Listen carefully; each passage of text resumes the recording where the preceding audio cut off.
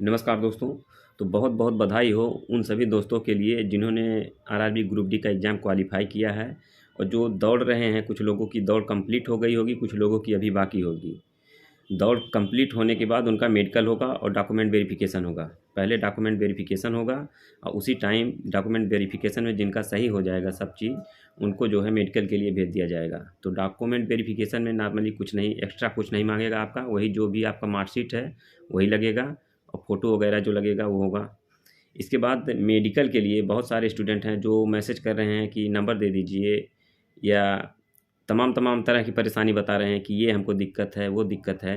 तो आप इस वीडियो को 2 से 3 मिनट पूरा ध्यान से देखिए और इसके बाद कोई दिक्कत नहीं है, आप एकदम रिलैक्स रहिए। मेडिकल में कोई भी लड़का ऐसा नहीं है जो अनफिट हो जाएगा। अगर आपके पास बहुत गंभीर बीमारी नहीं है, तो आपको कोई प्रॉब्लम नहीं होगी। नॉर्मली अगर प्रॉब्लम है, जो चल सकती है, तो उसको डॉक्टर भी हैं, वो जानते हैं कि कितनी मेहनत से कोई लड़का आया है। इतने आसानी से कोई किसी को अनफिट नहीं करता है।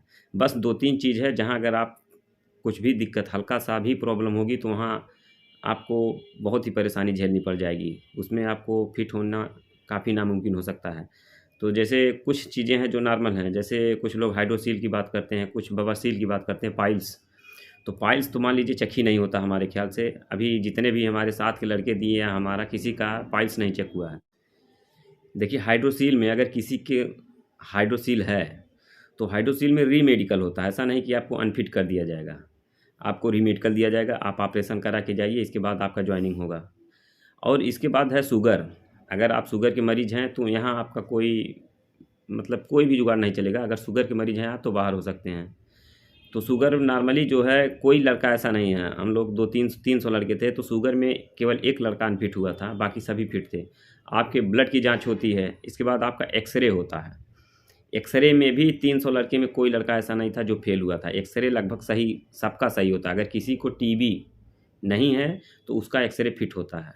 इसके बाद एक होता है ईसीजी। आप जो भी मैं बता रहा हूँ उसको आप अभी मोबाइल में डालिएगा, कैसे होता है ये जाँच उसको देख लीजिएगा। और एकदम हड़बड़ाने की ज़रूरत नहीं है कि मेरा एक्स-रे होने जा रहा है, पता नहीं क्या हो जाएगा। कुछ नहीं होगा यार, नॉर्मली आप एकदम फ्रेश माइंड से जाइए और बहुत ही अच्छे से आपका मेडिकल होगा। क्योंकि ये दूसरे की सुनी-सुनाई बात नहीं है। हम लोग भी परेशान थे, बहुत ज़्यादा परेशान थे। लेकिन अगर आप नॉर्मली जितना नॉर्मल रहेंगे उतना ही सही रहेगा आपके लिए।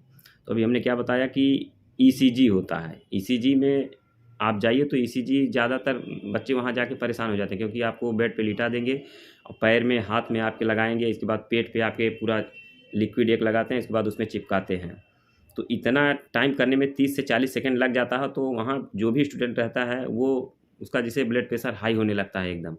तो आप वहाँ जाके बस एक काम करिए कि 100 से चालू करिए, 100, 99, 98, 97, 96, 95, ये गिनती अपने अंदर आप नॉर्मली वे में आते रहिए और उतने में 30 सेकंड में आपका ईसीजी हो जाएगा और सारा चीज़ आपका नॉर्मल आ जाएगा। लेकिन अगर आप हड़बड़ा गए उसमें, तब आपको दिक्कत होगी। तो ईसीजी में आपकी प्रॉब्लम आती रहेगी। और बाकी ईसीजी में प्रॉब्लम किसी को नहीं रहती है, बस हड़बड़ाने के कारण वहाँ हो जाती है प्रॉब्लम।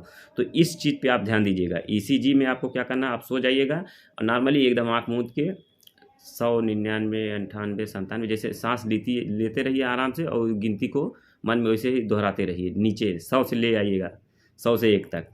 ये काम करिए।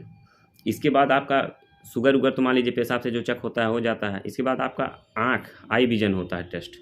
अब आई विज़न में आँख में देखिए, जो असिस्टेंट लोको पायलट का होता है उसमें A1 मेडिकल होता है, तो उसमें 6/6 जाँच होती है और इसके बाद एक कलर विज़न होता है। आपको पतला-पतला लाइट दिखाया जाएगा, लाल, पीला, हरा। वो आपसे पूछा जाएगा कौन से कलर का है, तो आपको हरा दिखाया जाएगा तो आपको हरा दिखाई देगा। हल्का हरा रहेगा, पूरी तरह से हरा नहीं रहेगा। तो आप उसको हरा बोलेंगे और इसके बाद लाल, पीला, ये दोनों सेम लगभग रहेगा। अगर आपको पहले पीला दिखाई दे देगा तो आप उसको लाल बोल देंगे, लेकिन फिर वह लाल दिखाएगा तो आपको लगेगा पीछे वाला पीला था। तो ये लाल, पीला, हरा आपको पता चल जाएगा। तो ये 3 कलर ही केवल वहाँ रहेगा, चौथा कलर नहीं रहेगा। आपको लाल, पीला, हरा इसी में से कोई बोलना है। और इसके बाद एक होती है बुक, जो होती है कलर विजन की, वो बुक पढ़ाई जाएगी। तो आप मोबाइल में या किसी डॉक्टर के यहाँ जाके उस बुक को पढ़ लीजिए, क्योंकि अगर वहाँ एकाएक पढ़ेंगे तो आपको कुछ प्रॉब्लम हो सकती है। तो इसको अगर 1 आध 2 बार पढ़े रहेंगे तो कोई दिक्कत नहीं होगी।